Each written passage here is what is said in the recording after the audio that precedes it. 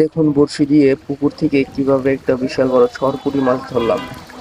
আমাদের পুকুরে সরপুঁটি মাছ প্রচুর পরিমাণে এবং বিশাল সাইজের, প্রায় অনেক মাছ 1 কেজির উপরেও হয়ে গেছে এই মাছগুলা। আপনারা কি কেউ কখনো বড়শি দিয়ে পাঙ্গাস মাছ ধরেছেন?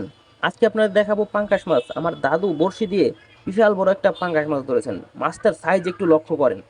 আসসালামু আলাইকুম ভিউয়ার্স। রাতের বেলা পলো দিয়ে মাছ ধরার যে একটা মজা, এটা আসলে বলার বাইরে।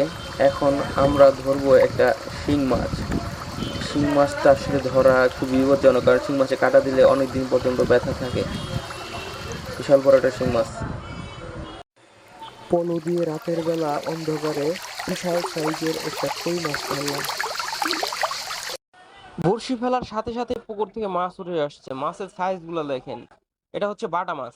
বাটা মাছ খুবই সুস্বাদু। এই মাছগুলো আমাদের পুকুরে প্রচুর পরিমাণে পাওয়া যাচ্ছে। এত পরিমাণে বাটা মাছের চাষ হচ্ছে যে আপনারা কল্পনা করতে পারবেন না। বাজারে ভালো দাম পাওয়া যায় বাটা মাছ।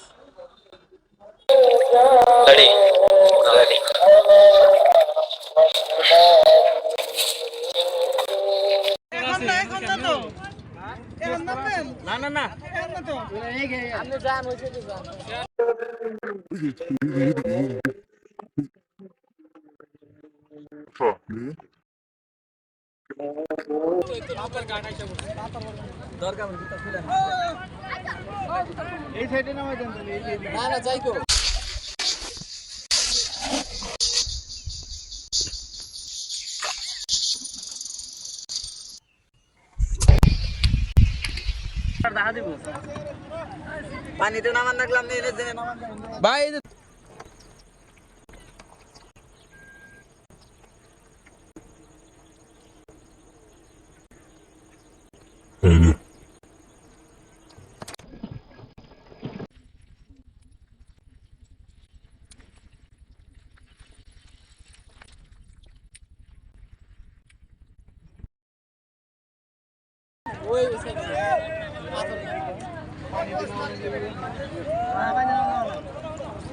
এই সাইডে নামাই